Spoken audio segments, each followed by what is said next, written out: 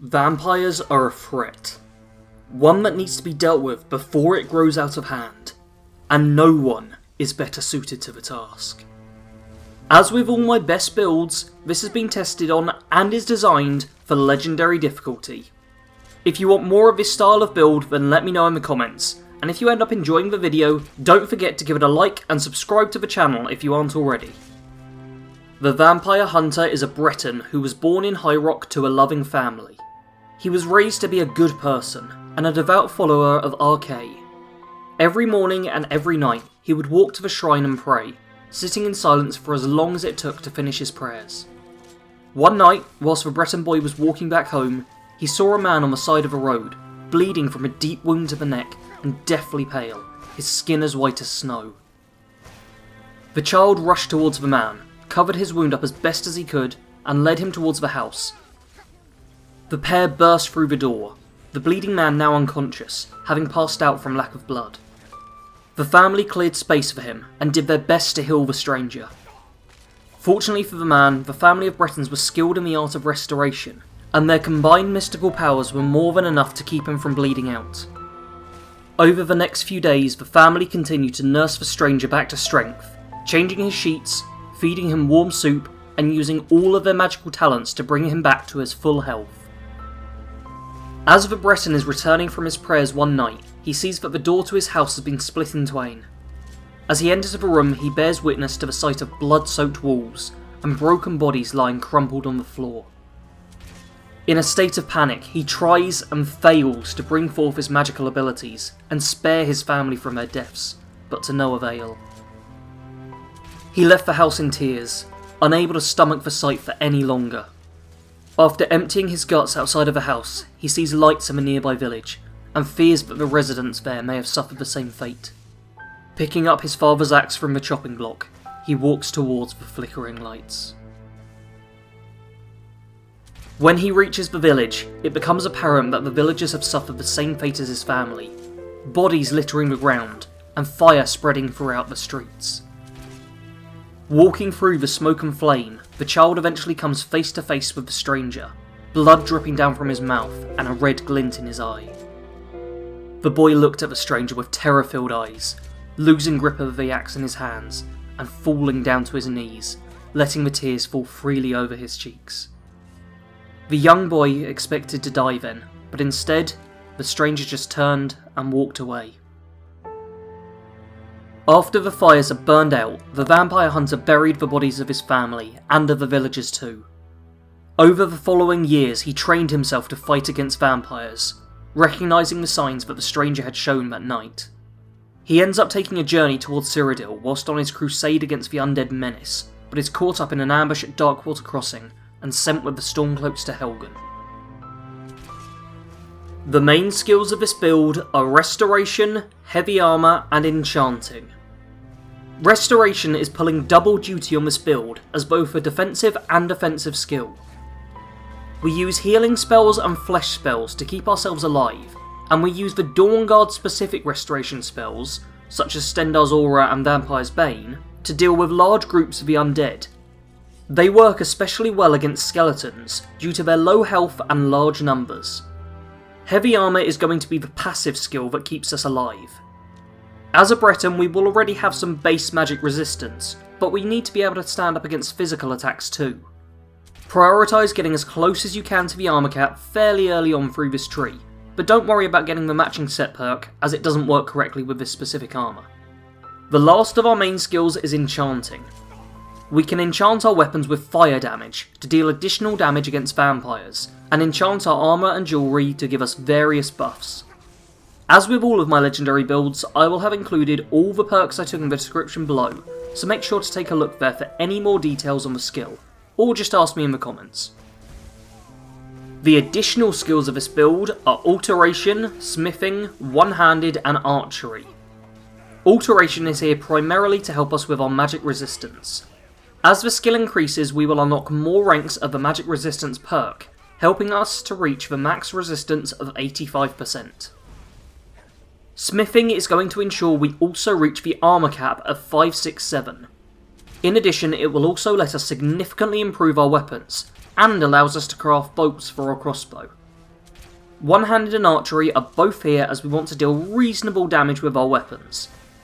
We aren't going to be focusing on any specialist perks with these skills, and will instead go purely for additional damage. As a standing stone for this build, I went with the Lord Stone. It fits well with the tank qualities of the build, and helps us get to the magic resistance and armor caps earlier on.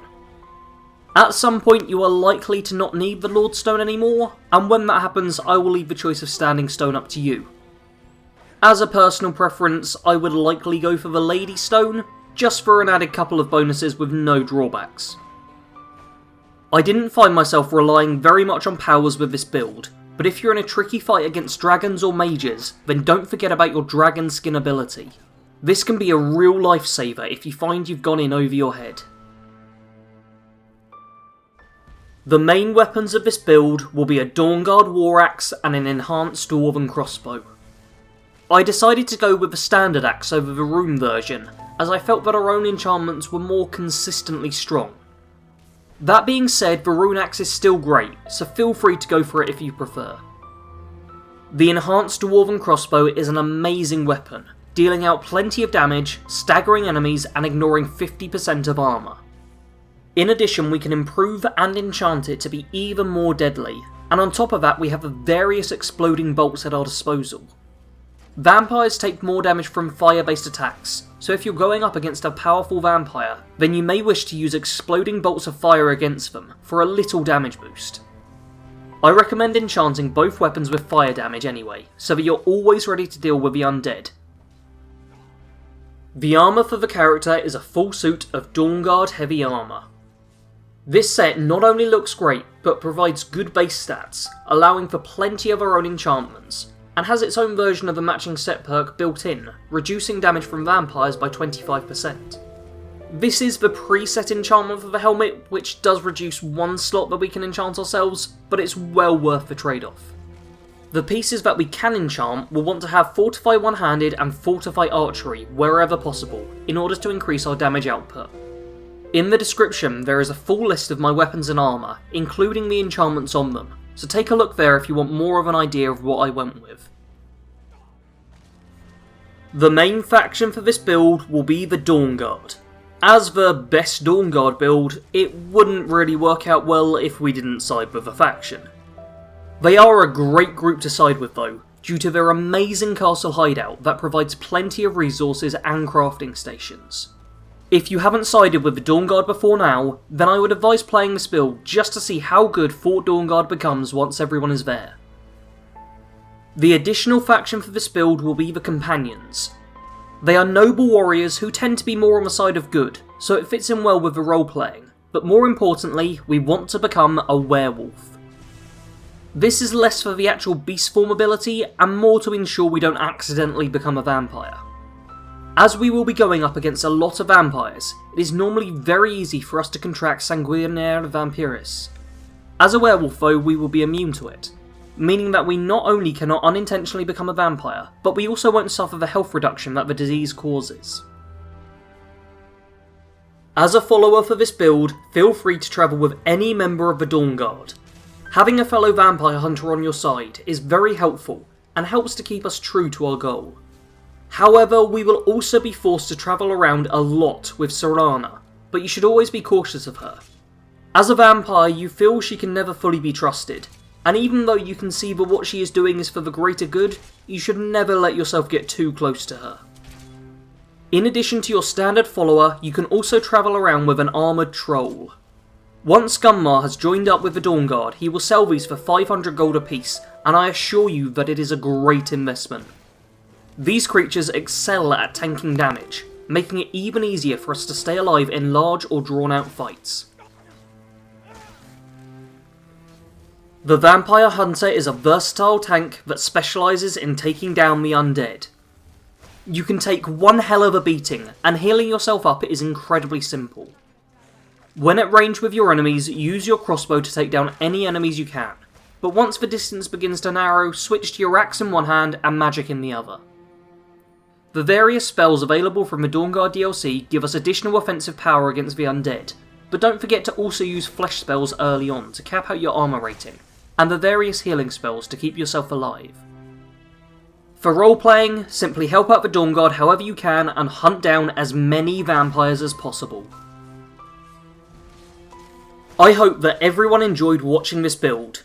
If you had been hoping for this to have been the best vampire build, then do not worry, that will be coming very soon. If you did enjoy the video though, then don't forget to give it a like and a share, as it really helps out. If this is the first build of mine that you've watched, then subscribe to the channel and check out some of my other builds, or maybe even my challenge runs I've been doing. If you're looking for somewhere to start, either check out the playlist section of my channel, or click on one of the videos on screen right now.